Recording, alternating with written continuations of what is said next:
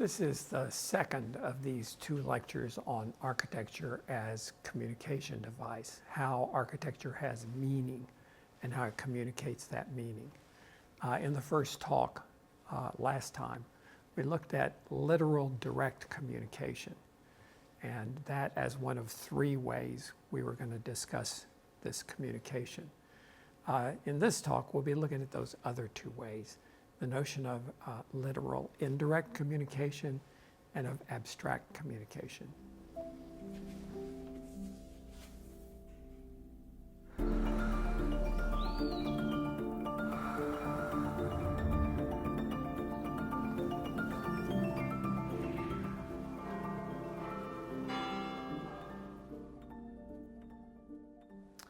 In the temples at Khajuraho last time, we could see how literal direct communication could be so potent for centuries, could convey a kind of meaning about Hindu religion and about sexuality.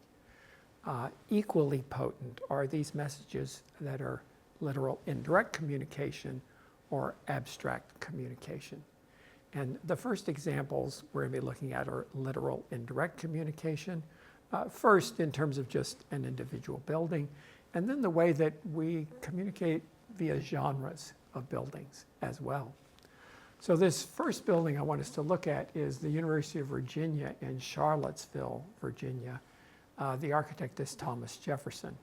Of course, many of you would know the name Thomas Jefferson, a fantastic architect of the 18th and 19th century, extremely well-educated, very erudite, self-educated, but still studied buildings in France and extremely well-educated and erudite architect, very committed to his craft. He built his own home, Monticello, one of the most famous colonial American buildings. He built the State House in Virginia. He built the University of Virginia campus. We're going to look at a number of other buildings in the early part of the 19th century. Now, he also had a kind of sideline as a politician and was the writer of the Declaration of Independence and President of the United States. But of course, for our purposes, this guy's just an important architect, and he was very much an architect. So Thomas Jefferson wanted very badly to have a national university, and he would have been president from 1800 to 1808. And he tried in that period to get Congress to appropriate the funds for a national university.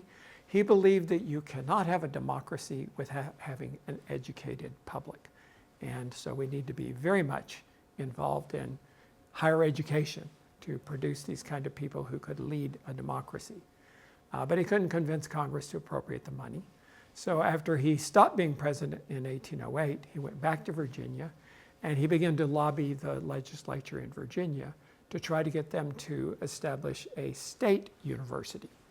And he was successful in that, and they appropriated the money for the University of Virginia, which was the first state university. And then immediately Jefferson starts working to produce this university, and he was very much involved in the curriculum, in the kind of education that would be offered, and also, he was the one who designed the buildings and watched them under construction. He could actually see the University of Virginia campus, a building from Monticello. So he was right there in the area, kind of supervising its building. So out of that came this magnificent representation, this magnificent communication. For much of the time, from the end of Jefferson's presidency until he died in 1826, he committed himself 100% to building this new university, to developing a new curriculum for it, and to developing its physical environment. He actually could see the University of Virginia being built from the front of Monticello, where he lived. So it was just a stone's throw away from him, and it was very much his baby. Now, what did he want to communicate? If he's building a new university, he understands how powerful the architecture can be in depicting what kind of education you get here and what the importance of education is at a state university, this new kind of phenomena in America. So There are several things that made him move toward a very strong literal indirect communication. He tied the nature of the University of Virginia to a building in Rome that he felt like was a good representation of what this university should be. So the building that he looked at was the Pantheon in Rome. And you can definitely tell the similarity between the Pantheon on the left and the University of Virginia Library on the right. They're basically a dead ringer for each other. And I would argue there were 4 things that he was very interested in communicating by using this indirect reference to the Pantheon. It is literally the Pantheon, but it is meant to make you think of some characteristics of Rome and of the Pantheon that he wanted to transfer to this new university. So for one thing, Rome, of course, was a republican empire. It had representational government. It had a senate. It wasn't a democracy like we think of democracy, but there were citizens who were mostly male landowners, and the citizens were represented and they helped to govern. In the fledgling democracy in the United States, it was again a republic. And again, it was not a democracy like we now think of democracy. It was representative government representing citizens, mostly male landowners. So he's making that reference back to Rome because he sees this democracy, this republican government, as connected back to Rome. So he's using a Roman building, the Pantheon, to communicate that connection of democracy. The second thing is that Rome was a powerful empire. He's saying we can be that. The United States can be this powerful force in the world, and it can be a lasting force. And at that point that he's building these buildings, this is a fledgling little tiny country that's barely got its feet on the ground, but he's saying we're here to stay. We're like Rome. So by making this analogy to the Pantheon, it is saying, you know, that's where we're going. We're going to be a great culture like Rome. Then there were other maybe more specific things about choosing not just a famous Roman building, but the Pantheon itself. The Pantheon was built by Hadrian in 120, and it was built as a temple. Hadrian was a huge builder, wonderful builder, and the Pantheon's one of the best Roman buildings and one of the best of Hadrian's buildings. And we looked at it before, huge, amazing space on the inside. What he was trying to do in the Pantheon was to make a point. It was using communication too. In this case, Roman religion had many, many, many gods. And there were temples to all of these different gods. So there might be one to Diana the huntress, and there might be one to Neptune, the god of the sea, and there might be one to Mars, the god of war. And the culture in Rome was gravitating to these little subcultures of these cults that were associated with the different gods. And it was beginning to be a kind of divisive force in Rome. So Hadrian says, I'm going to counter that by making a new temple, and this temple is going to be to all the gods. That's what pantheon means. Pan means all, theon means gods. So the pantheon was for all the gods, and I invite everyone in Rome, no matter what cult you might be a part of, to come and worship Neptune here, or come and worship Mars here, or come and worship Diana here, because this is a temple to all the gods. Now, that was very relevant to Jefferson because he was in a very divided culture in America in the early part of the 19th century. All of these colonies were kind of only loosely connected into the United States of America, but they weren't very united, really. Even in Virginia, the western part of Virginia was all these frontiersmen, very, very different from the plantation owners in eastern Virginia. This was a very bifurcated and conflicted culture he was in. And he's trying to bring everybody together.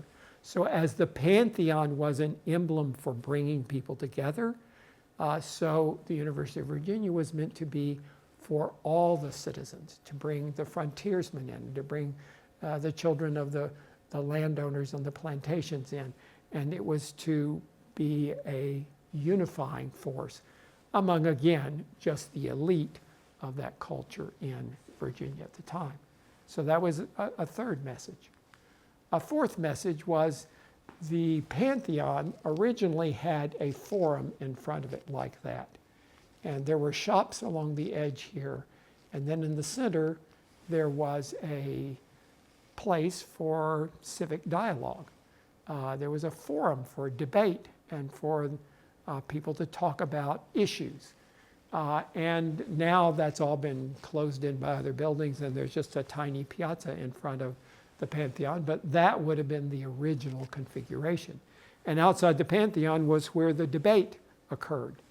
So in the University of Virginia, again, there is that same kind of public space in the front, and there was that notion that that's what a university is going to be about that kind of dialogue and about that kind of communication among people about civic ideas in a public space. So there are these four things that are making the Pantheon an appropriate emblem. One is, this is Rome, which is the beginning of democracy. Two is, this is a culture that was powerful and built to stay. That's who we want to be. Three is, this brought people together. It unified people. And four, it's a place for debate. It's a place for dialogue. It's a place for discussion of issues and ideas. And that made the Pantheon an appropriate literal indirect mechanism. So you literally see the Pantheon, but you're meant to think of these four qualities. And for someone in Virginia of an educated class, because almost all education at that point in the Americas was classical education, you learned Latin, you learned Greek, you studied Rome, you studied Greece. So all of these messages would have been very familiar, and an educated youth coming to the University of Virginia would understand those connections. So that's the communication at University of Virginia. You're meant to see that library at the center of it as a temple, as a religious place almost, where learning comes from. And that's the importance of learning. Jefferson was not a particularly religious man, but he was an incredible erudite man who believed in the power of books and study and knowledge. He had at one point the largest library in the United States. So he himself was a big believer in libraries and books, and he makes a kind of temple to books right there. And that's that library building here. There's an arcade that runs down either side. There are pavilions along here that are all of the different subjects that are taught in the university.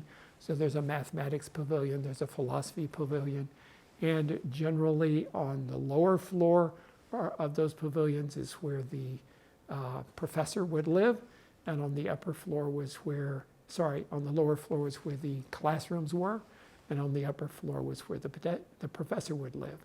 And then in between there were some student rooms, and then out here there were additional student rooms on either side, all of those making this academical community centered on that library there.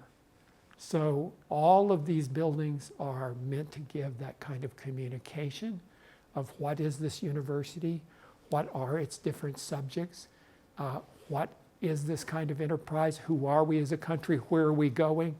All of these things are being communicated in the architecture of University of Virginia. And that's literal indirect communication. Now, another kind of literal indirect communication has to do more with a genre of buildings. How do we know that that's a church, and that's a school, and that's an office building, and that's housing? There clearly are messages in the architecture that let us know what the role of that building is. So we're going to work through just a few buildings that are town halls or kind of civic, municipal governance buildings. And we're going to talk about how that developed as a genre of buildings so that we can look at a town hall and say, that's a town hall. That's the center of city government in my city. or we can look at a church. Sometimes we can even look at a Baptist church or an Episcopal church, but that these messages are communicated in the architecture of these buildings. So we're going to be looking at the first of these town halls, which is the Doge's Palace in Venice in Italy. Now, at this point in Italy, they had city-states, so the powerful government was the city government, and in this case, the head of that government was the Doge, and this is the Doge's Palace in a very prominent location in the harbor as you come into Venice. Venice would have been very much a commercial, mercantile kind of city, and a very affluent, very important city in the region at the time. So there are several things about this building that made it a town hall, made it a center of civic government. So the Doge lived here, but this also would have been the place where all of the adjudication would occur to make laws and rules and enforcement for the city. It's built around a courtyard. That's a very important element, so that you could bring in a subset of the community out here, and they could be in the courtyard. I don't know, the Silver Workers Guild or the Fishers or whoever could come in, and there could be a kind of meeting where they're in the building but not completely inside. So that courtyard was an important element of this town hall. A second is the tower. In this case, that's the Tor San Marco, which is immediately adjacent to the Doge's Palace here and the Tor San Marco. That marker says this is the center of the city. This is the important heart of our city. This is where city government occurs, right here. A third element is what I would call a focal balcony. It's this kind of gesture right there. And it basically says this is where the Doge can come out after they've had some kind of adjudication, and can come out on that balcony and can make a pronouncement to the people below and tell them what we've decided.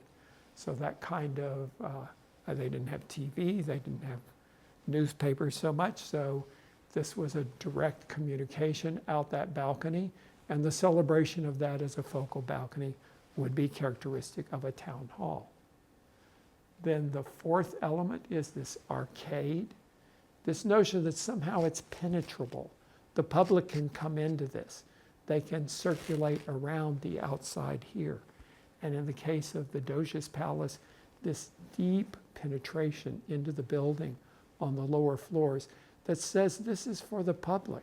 This is owned by the people, and they are a part, the city is a part of this building, and it's not walled off to the citizens. So the third gesture here is the arcade. And then the fourth gesture is a stair.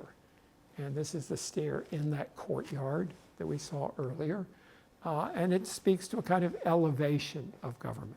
So our adjudication happens on this upper level. That is a higher, more elevated activity. And we have this rising up the stair to get to that elevated activity. So it's these 5 elements. It's the courtyard, it's a tower, it's the focal balcony, it's the arcade, and it's the stair, all of which together begin to talk about the Doge's Palace, not as a commercial building, not as a residential building, not as a religious building, but as a municipal governance building. Now, 100 years or so later, Rome is building their sort of town hall, and they're building it on top of the Capitoline Hill. There are 7 hills in Rome. This is one of the more prominent hills, is the Capitoline. So on top of the Capitoline Hill, Michelangelo is involved in creating this ensemble of 3 buildings that become the center of government in Rome. And again, we can find those same 5 elements. We see the tower, and now it's on the top of the hill, and the tower sticks up above that, so that it's very prominent from all the way around, from the Roman Forum on this side, from the bulk of the city on the other side, always that tower speaking to this is the heart of city government. There are stairs. It's on a hill, so the stairs are constantly taking you up to this elevated function of city government at the top. There is a grand and deep arcade on the buildings on the side here. Again, a space where the public can penetrate and become a part of the building. Michelangelo with these sort of grand orders that even make the second floor feel a little penetrable by the pilasters there, but the ground floor literally, physically penetrable. The focal balcony, that moment here where the leadership could come out, stand on that balcony, make a pronouncement to people below. That balcony on the axis of the tower and the center of the square there, and that elaborate ornamentation over that focal balcony. And then, of course, the three buildings form a courtyard. And that statue of Marcus Aurelius, a great Roman leader, in the middle of that courtyard, all of it making it clear this is a place for civic government. Again, those same five elements. We can see this going into the 20th century. Stockholm was building a new city hall for their city. The city of Stockholm is kind of strange because it's in an archipelago, so there are lots of islands and pieces and parts. So it's very important that the town hall gave a sense of here is the center of the city. And they located it right on the archipelago there. And of course, very prominently is this tower, which is a landmark from all around. This is designed by Ragnar Östberg, very, very well-known Swedish architect of the time. On that tower, there are little focal balconies on either side. Of course, by now we have radio and we have lots of newspapers, and we don't literally have somebody coming out there, but there's an emblematic focal balcony right there. And then there is a courtyard. The whole thing is built around a court where, again, a subset of the community could come. There is the stair that takes you into an elevated activity there. There even is a courtyard inside because the weather in Stockholm is very cold. So there is a gathering place for a subset of the community on the inside. It has an arcade around it. It's lit from the top, so it feels almost like outside, but it's got a little more temperate environment. And then there is this beautiful arcade, which actually goes all the way under the building and connects through to the courtyard right there. But again, giving a sense of penetrability. The public can come into this building and participate there. Now, those five elements are true of hundreds and hundreds of town halls and municipal buildings all over the world. They give that communication. This is what city government is about. This is clearly a governmental building because of the presence of those five elements. Now, the same thing happens in other genres like churches. How do we know that's a church? Well, it's got a steeple, or it's got a Gothic spire, or it's got pointed arched windows, it's got stained glass. These are these conventional elements that we associate with religion. And sometimes it's even a Baptist church might look a little more like a portico with columns and a big steeple.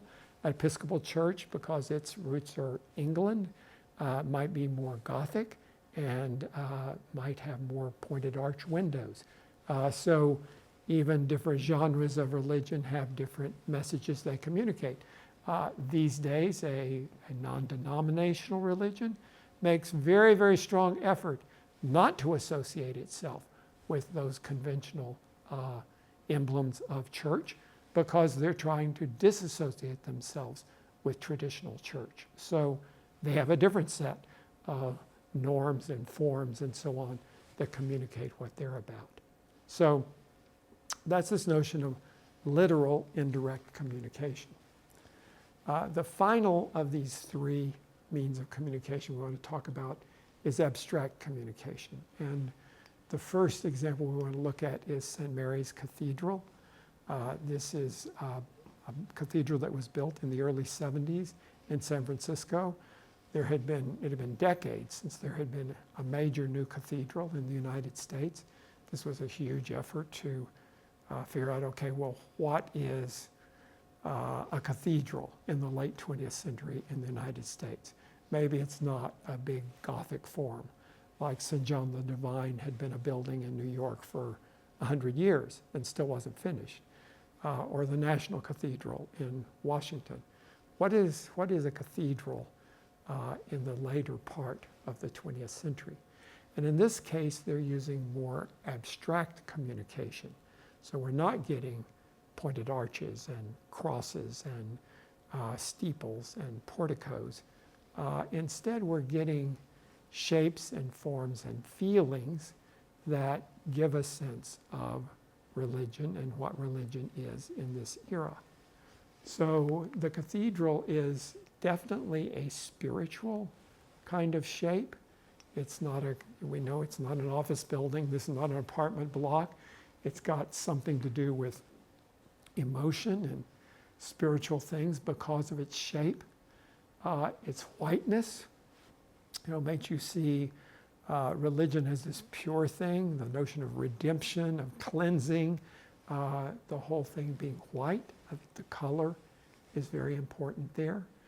So the shape and the color and the form and the position, and also there's this sense of kind of vertical ascension, like it's reaching up to the heavens and connecting to God.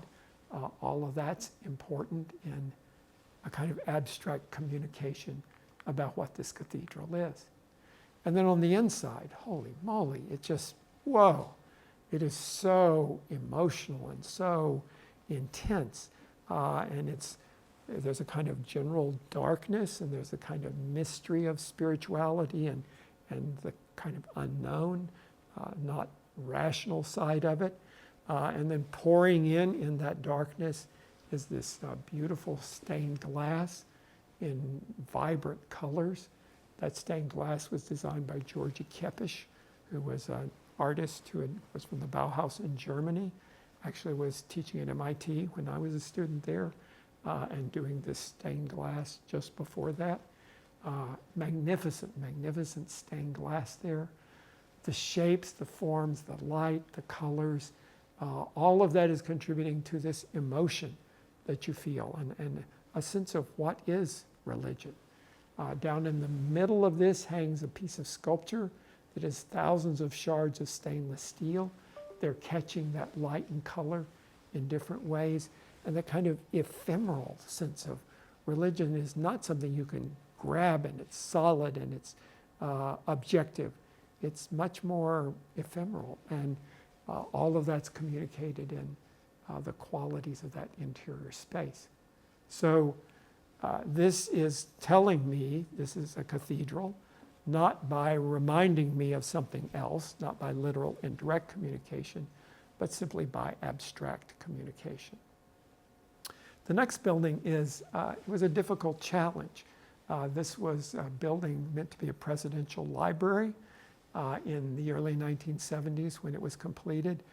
It was kind of the only start-from-scratch library for a president's archive that we had in the United States.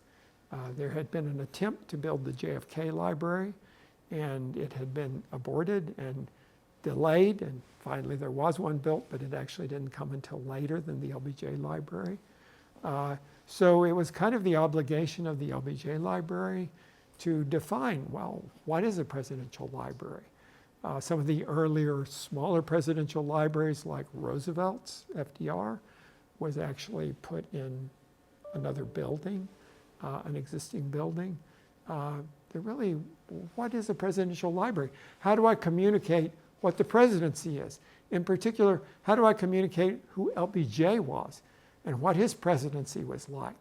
And it's sitting here on the UT campus at the east end of the campus, and the challenge was to say, how do we distinguish this? It's not a regular campus building.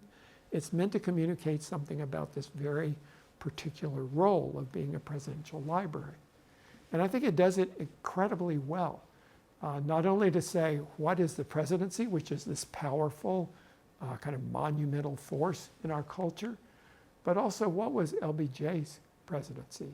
I've read all 4 of these books by Robert Caro on LBJ. And if you believe Caro, LBJ was all about power, ruthless, uncompromised power. And this building says that. It's not a timid building. It's a very strong, very sturdy, kind of relentless building.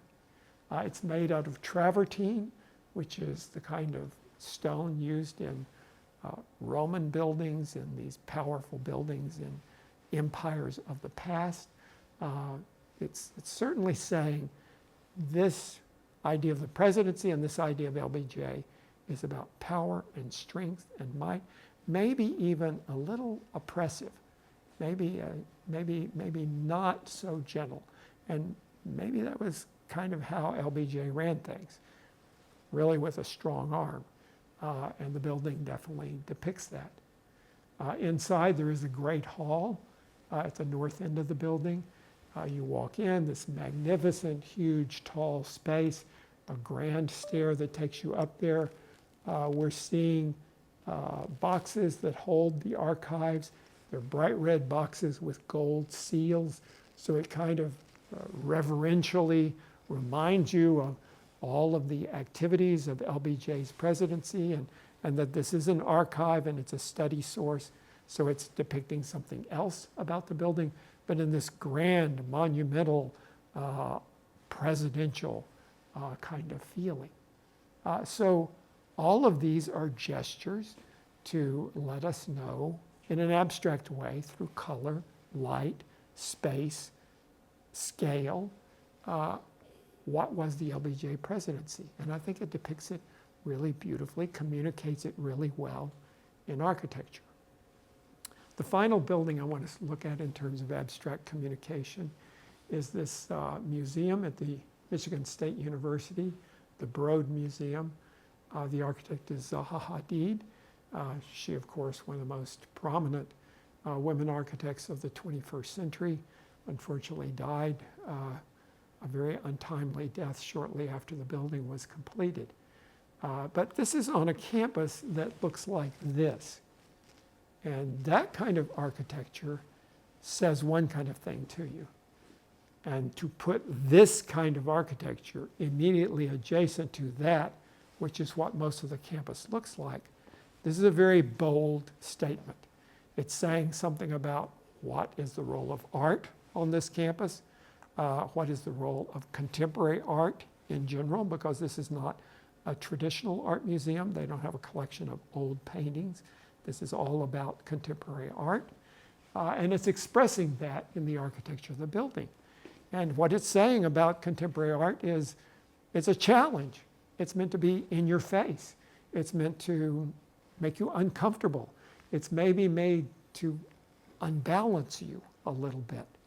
It also says very much this is a reliquary. This is a building that is internally focused. It's meant to be a place where precious objects are kept inside. But it's also meant to be disquieting, meant to be disturbing a little bit. And I think this is very much about the work of Zaha Hadid. She considered this building to be a work of art. And to talk about a kind of characteristic of the 21st century that is conflicted, is not balanced, is not orderly, is not stable, is unstable. Zaha Hadid herself is Iraqi, and she had certainly been witness to a lot of disruption in her own life and in her own culture. And for her, what art was about was speaking to this and making it explicit and communicating this. And the building is about that kind of conflict and dissension and lack of resolution. It's also a kind of tense building. It's not meant to make you feel relaxed and comfortable. It's meant to challenge you and to be in your face and engage you very, very strongly. And that's true on the outside of the building, which you absolutely cannot miss. No one on this campus doesn't know where the Broad Museum is. It's a credible landmark on the campus, although it's a smallish building. And it also is very much about saying what contemporary art is meant to challenge. It's meant, you don't walk in that building expecting to be comforted. You walk in that building expecting to be jolted a little bit and maybe make you think a little bit. And as you go in the building, it's very much the same inside as outside. It's uncomfortable, kind of disequilibrium pretty much everywhere in the building. And it's not, honestly, not a spectacular art collection. They don't have the best contemporary art around, probably, but the building itself is a major statement of contemporary art about the kind of questioning and challenge that contemporary art ought to be offering. And then the art that is in there is certainly not conventional art. So it would be very ironic to walk into a building like this and see very traditional art. No, the art inside is weird and is meant to make you think and make you question. This piece on the right, for example, that is a piece of art that is made out of dental material. So when they make dentures and they make the gum part of dentures, this is made out of the material that they use for that. And it's a very weird contemporary piece of art, very challenging piece of art, and it's meant to just take full advantage of this long, skinny gallery, and the walls are painted the same color as the piece of art, and the architecture and the art are all the same thing. And to kind of make you think about bodies and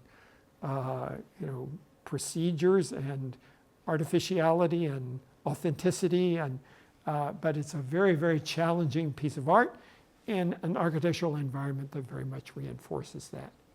So again, this is abstract communication.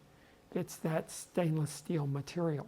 It's those sharp, aggressive forms. It's that closed environment where you feel like you're going into another world. It's that contrast with everything else around it.